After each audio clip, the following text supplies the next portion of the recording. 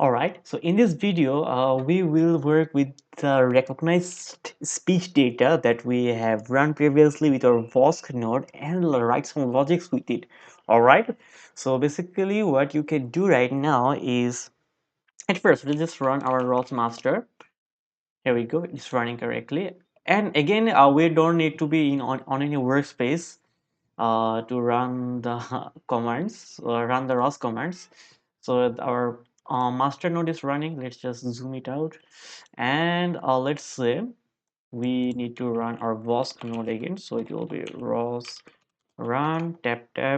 Okay, no, we don't want to see everything. Let's just say ROS Vosk and our Vosk node. Okay, so this will again show us that pop-up. Let's close it, and it will automatically start working. Yeah, it's listening to my speech. Okay, now let's just create another tab and let me tell you about another topic of ours. So, okay, so now we have to view all the services that ROS is running, right? So all the services are named as topic. Okay, in ROS's scenario, so you can see all the nodes that are running right now. Okay, so as you can see, these are the two nodes running ROS, the Vosk node that we are using over here to recognize our speech, and this is some kind of our ROS's default services. Okay, so let's see all the topics that are being used, ROS topic, and I will show you why they're needed. Here we go. There are some topics that are working right now, and the main topic we are interested in right now is this one over here, because this is the one that's carrying our speech. Okay, all these tracks over here. That's, yeah, that has all the final results. So what we'll do is go over here. Let's say ROS topic, and then we will gather the info from over here. So it will, the name of the topic would be this. Let's copy it. Let's paste it. Okay, so it has given us some infos about this topic. So the type is quite important. It's a string messages type of string. Okay, and then it's a publisher. Okay, these are the two things that are needed. Mainly this message type is needed, and then to access all the data that's being used over here, we'll be using something called ROS topic echo. This will be echoing all the results right now that's being passed from over here, and let's just use our topic name. If we press enter, see, these are the two same things from over here. All right, so like all the detected data we can see over here. Okay, now, so this is how we access the data of this topic, the final result topic. Okay, so I think while showing you the topic list, as you can see, there are three topics that are related to the VOSC or the speech recognition. So this is the final result topic, this is the partial result, and this is the VOSC result. You can just hop into each of these topics and you can view it. What type of result do you want? Okay, but we need the final result ultimately. We don't need to care about this. Okay, now let's use this data or this topic data and write a code to manipulate it. Okay, so now what we'll do is let's go to our workspace. Okay, so the workspace name was test catkin workspace. Here we go, and then let's run code space a dot. So this code will run, this command will run if you have installed VS Code or Virtual Studio Code in your machine, or else it won't work. If you run this code over here, it will open a Visual Code Studio environment for us to code, which is inside this folder over here, that test catkin workspace. Then we can have access to all the files.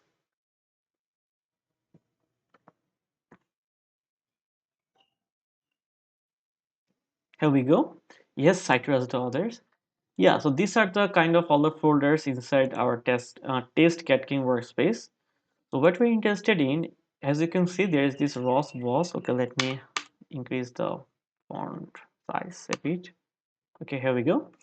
So yeah, here's the ROS boss package we are using. There are so many folders over here, but what you need uh, to focus on is inside this source, go to ROS VOSC, and then on the scripts, here we go. There are so many scripts over here, but what we need to do is create a subscriber, okay, that will subscribe to our ROS topic mentioned before. Okay, so let's create a new script right now. So let's name it VOSC subscriber.py. Here we go. And then let's try to run our code. So we need to import ROS.py. Okay, that's kind of needed. And then we need from std messages. I'm telling you why do we need this dot message. We need import string. So this is actually the topic type. Okay, so this is something we have written, yeah, when we are showing the info. While we are showing the info, as you can see, this is the type of our message that we'll be receiving from this publisher. So that's why we're importing this string. Okay, then after that, what we need, yeah, that's to start the code. There's nothing to import right now, sorry.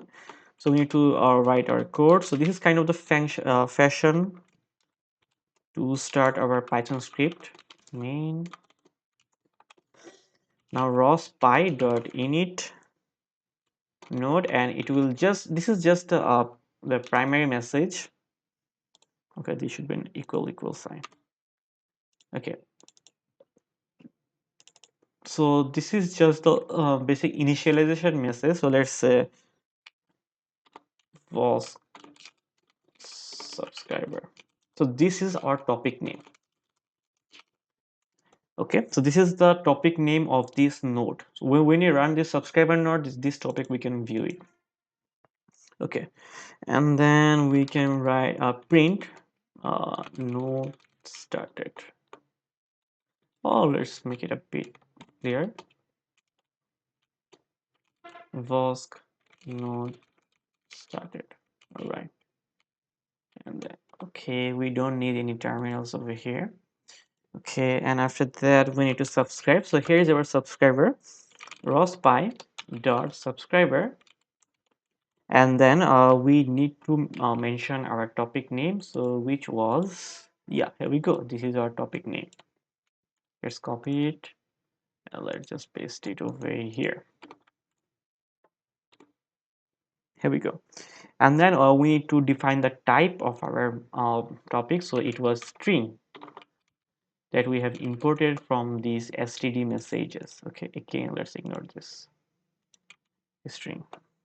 And after that, this is kind of a callback function that will just work with in loops. Okay, so this is kind of function that we'll mention over here. Let's say def, let's get a function named, so yeah, so let's call it, let's say mm, speech callback, something like that, speech callback. Okay, and we need some form of, so we'll be receiving this message over here because we'll be mentioning this. So let's say speech callback. Here we go. So when we are connecting this to a subscriber, we will receive this message from over there. Awesome. Let's ignore it for now. Let's ignore what happens over here and let's just print our message. So how do we print over here is we just write prospy.loginfo, and then we let's just show the message data or the whole message. Okay, and we will see what kind of data we're actually receiving. Okay, that's all we need, and let's just end our final functions. Okay, so for that what we need is rospy.loginfo, rospy.loginfo, that is the main logging function instead of using print. So again we will just show this was node has started, and then rospy.spin. So this will keep our fun functions running all over and over. Okay, let's save this. Again, let's go to our code and let's run catkin. Oh yeah, one of the stuff that I forgot is, so we have imported these two packages, right? So when we were creating our package, we didn't care for this raw spy or this string over here. So what we need to do, we need to go to the package.xml. Okay, so this is the name of all the dependency we are using. So as you can see, these raw spy and HTTP messages are already imported over here. We need to always write this line of codes and write our package name over and over if we're including any new package. But in our scenario, they're already imported and they're already written over here, so we don't have to worry about them. Okay, so let's go to our test catkin workspace and then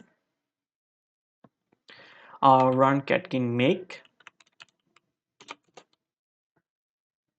So one of the things that I forgot to mention is just, let's say when you're trying to run our subscriber node, so let's say ROS run ROS vosk, and then when you autocomplete it, there's only these two nodes over here that we can run, and these two nodes are coming from over here, TTS engine, text to speech engine, and then our vosk node. But we don't have any vosk subscriber, right? This node doesn't appear over here because we need to make it executables, if it makes sense. So what we need to do is go inside this scripts folder. Again, it's the same command. Let's go to cd. Okay, so you can see all the directories inside this workspace by pressing ls. So we have these three folders. If you go over here, yeah, these are all three folders that resides in our test catking workspace.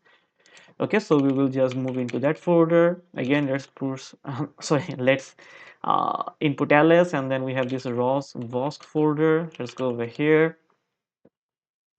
Okay, we should press cd. Here we go. Let's press ls again. Now we are interested on this scripts folder, so let's go there, cd scripts. If you press ls, here we go. Here is our subscriber file.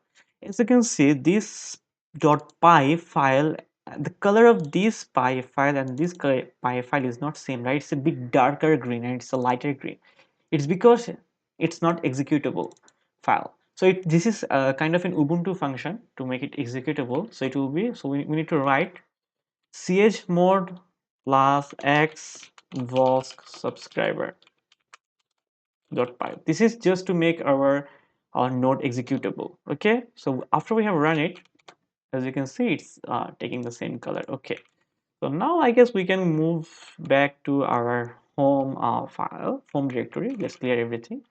Now when we run ROS run ROS vosk and then autocomplete it, here we go. Here's a subscriber. So in our subscriber, what we are doing is basically just taking the data from this topic, and then we are just showing our data, printing our data. So the print function is just ROS py.loginfo. Okay, let's start our master again and our vosk node again if it's not running already. So these two needs to be started first. Here we go, it's ready to listen. Now I think we can run our subscriber. If we run it, so one of the issues that we are facing is when you are trying to run it, this doesn't work. This is a really a learning moment. So okay, we're writing in scripts, Python script. What we need to do, always use is this command over here. Okay, this is kind of necessary for writing any Python scripts, and this is uh, dependent on what operating system you're in. So we are in Ubuntu, so this is the command that's needed for Ubuntu. Again, if you go to our code and let's try to run it again, here we go, it's running. So this is the data that has received over the vosk node and is showing over here. Okay, hello, here we go. Here's all our data.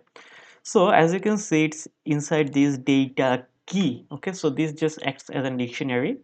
Again, instead of using print, we'll always be using rospy dot log info, and then instead of message, let's try to use message dot data.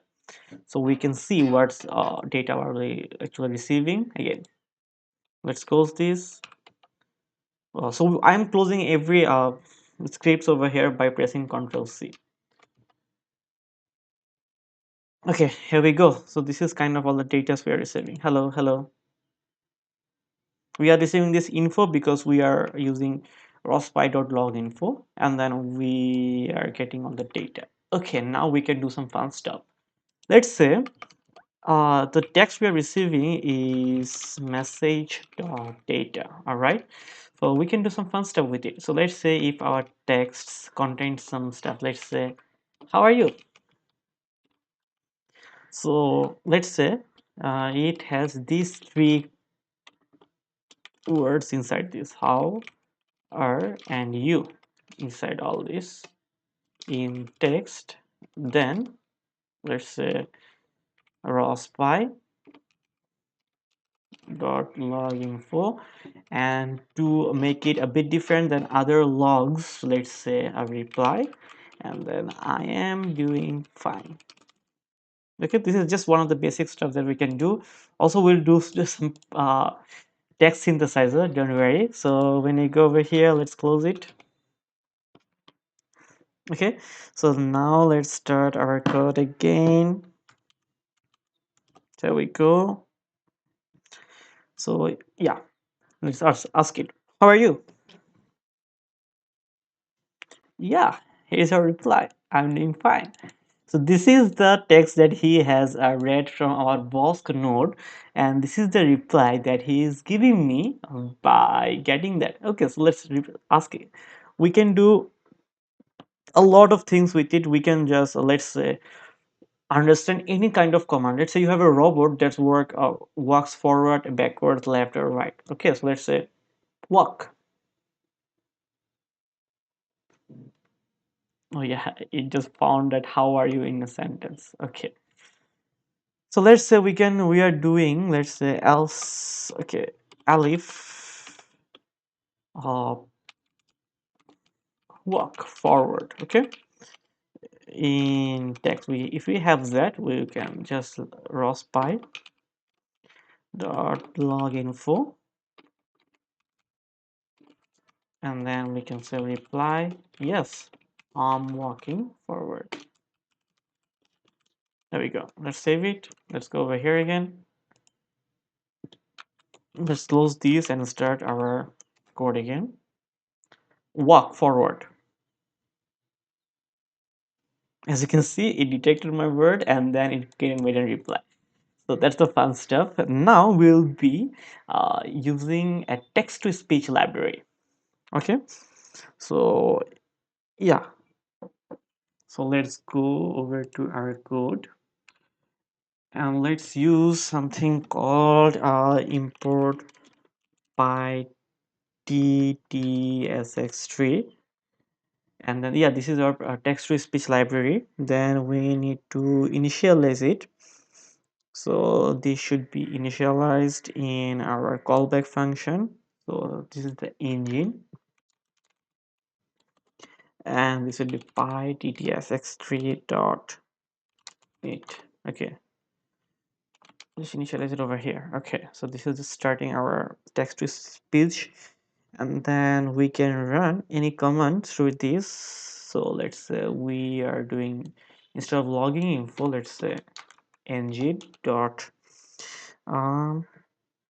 say would be I am doing fine. Doing fine. Okay, and then instead of this, let's say I'm walking forward. So just printing, instead of printing it, let's say engine dot say. Okay, and then what we need to pass is in all this is engine dot uh, run and wait. Okay, every time we are saying anything, we need to include this stuff over here. Okay, let's make sure the indentation are correct. Let's close our node again and let's start it. Okay, so if we run this was subscriber.py, and let's say hello, how are you? I am doing fine. See, there's this response. Okay, so let's say work forward. Okay, it has detected work. My pronunciation should be correct. Walk forward. Yes, I am walking forward. Yeah, here we go. So these are the commands that we have received. Awesome. So yeah, that's how you do speech recognition with voice node, and then create a publisher and have some fun with it. And you can hard code it anything you want. On later, on the I am doing next. fine. Okay. I guess you can stop right now. Yeah, on the next tutorial, what I will show you is using ChatGPT to create an interesting response.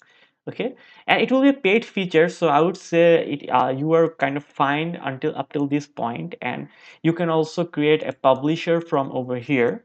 So this is a subscriber, and you can create a publisher over here, a ROS publisher, and publish it to your Arduino code. Okay, then you can run any commands with these logics. So instead of just saying the engine to say or a text synthesizer to read it aloud. So that's all. Next feature will be again in generating responses in ChatGPT, and it will be a paid feature. So until this point, it's available for everyone and it's free. Okay, from point upward, there will be some paid features.